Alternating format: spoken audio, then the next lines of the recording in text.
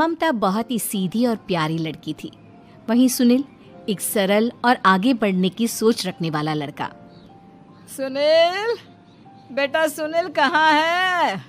अरे जरा एक गिलास पानी तो दे दो। हाँ माँ, अभी आया। क्या माँ, पानी तेरे सर के पास ही तो रखा है, क्या हो गया है? तबीयत खराब है क्या? अरे नहीं नहीं, वो उठने का मन ही नहीं कर रहा था, तो देखा ही नहीं। वैसे क्या कर रहा है? यहाँ बैठ ना मेरे पास। माँ पढ़ रहा था।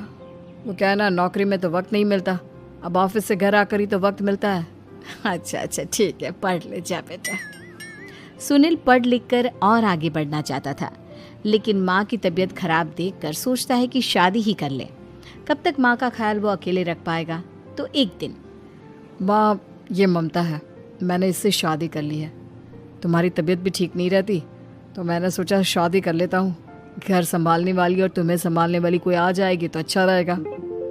माँ अचानक से सामने बहू देखकर हैरान रह जाती है।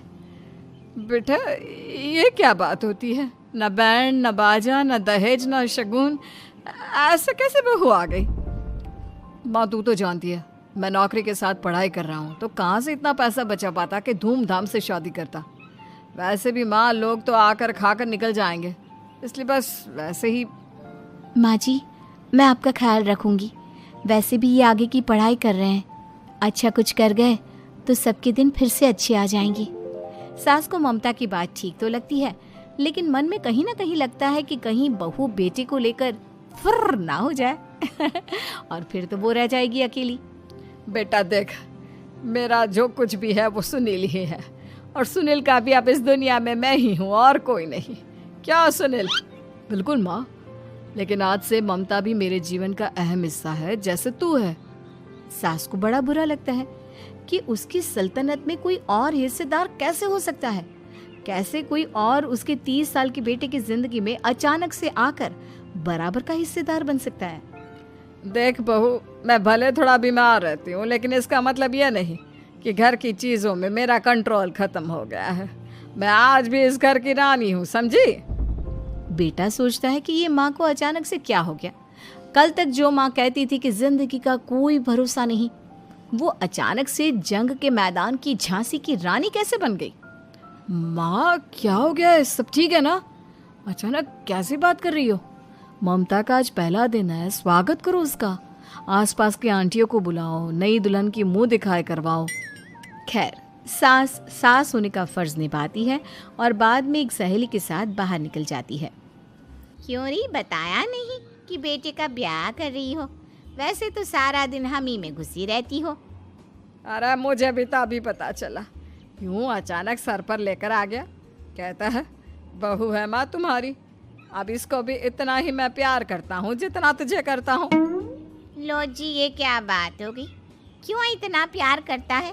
अरे माँ का प्यार तो ज्यादा होता है। अब उसको तो कोई दूसरा पति मिल सकता है, लेकिन तुम ही बताओ, क्या माँ की ममता किसी और की हो सकती है? ना जी ना, बेटे को समझाओ ये बात। अरे क्या समझाऊं, मुझे तो खुद ही समझ में नहीं आ रहा कि क्या हो रहा है।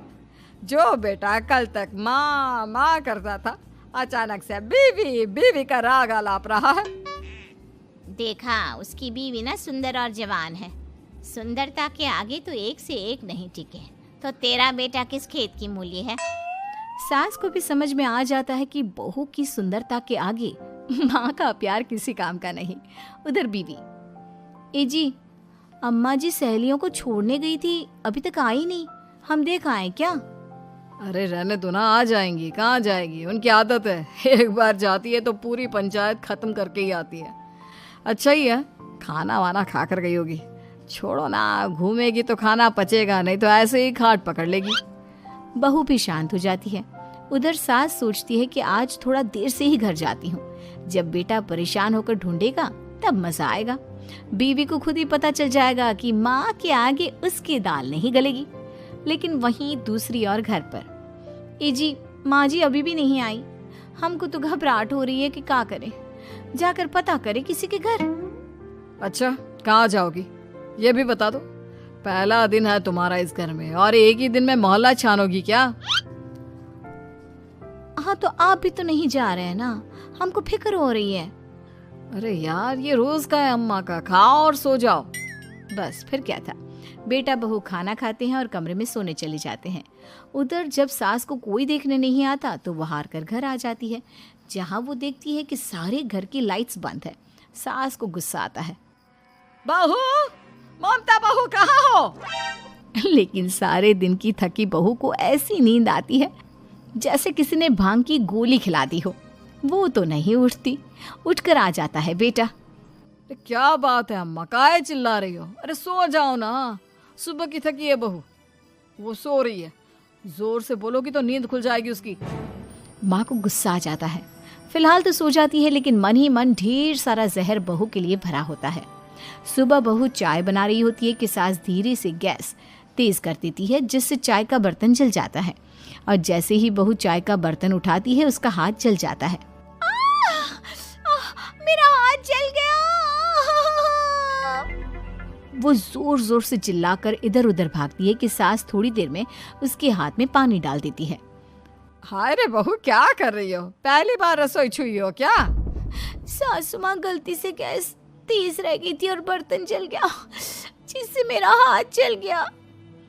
हाय रे, कितना गंदा दाग। छी छी छी छी, मुझे तो उल्टी आ रही है तेरा गला हुआ मांस देखकर।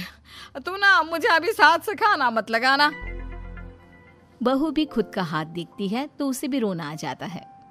कुछ दिनों के बाद सास की सहेली आती है। बहू चाय बनाकर लाती है। उसके जाने के बाद सहेली कहती है, बहू की सुंदरता ऐसी है कि कोई भी दीवाना हो जाए। वैसे तेरे बेटे का क्या हाल है? अरे वैसा ही है, बहू के पीछे लट्टू। क्या करूं, कुछ समझ में नहीं आ रहा। मैंने तो बहू के चेहरे पर दिवाली के पटाखे की चक्री फेंक दी, उसका पूरा चेहरा जल गया। अब देखो ना रही सुंदरता, और ना ही अब मेरा बेटा उसे पूछता है। अरे अब तो वो उसे छोड़कर दूसरी भी देखने को बोल गया है मुझे।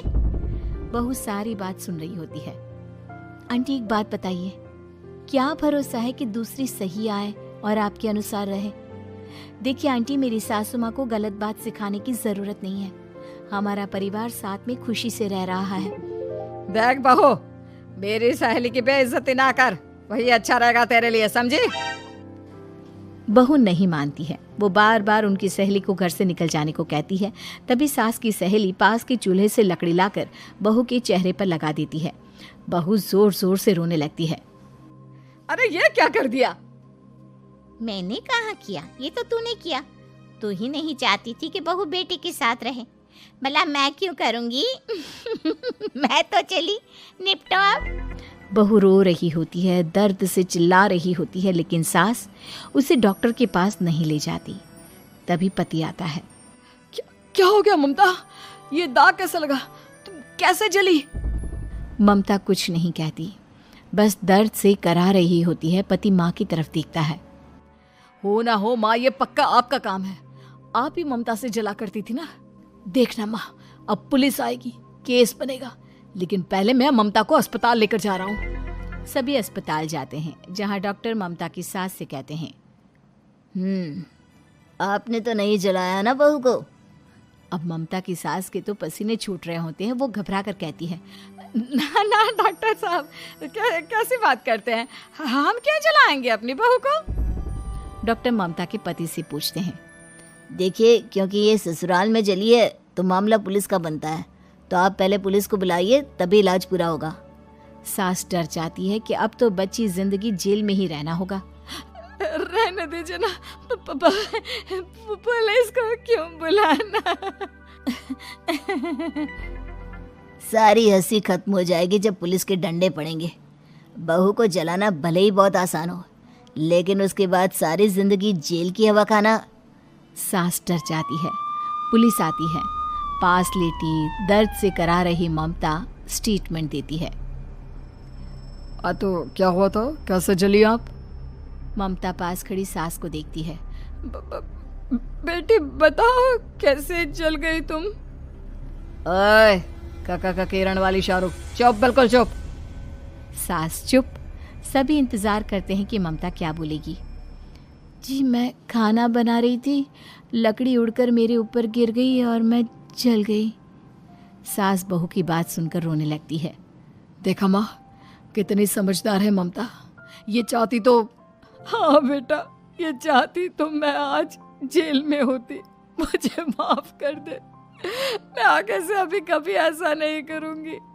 बहू के साथ मिलकर रहूंगी, मुझे माफ कर दे।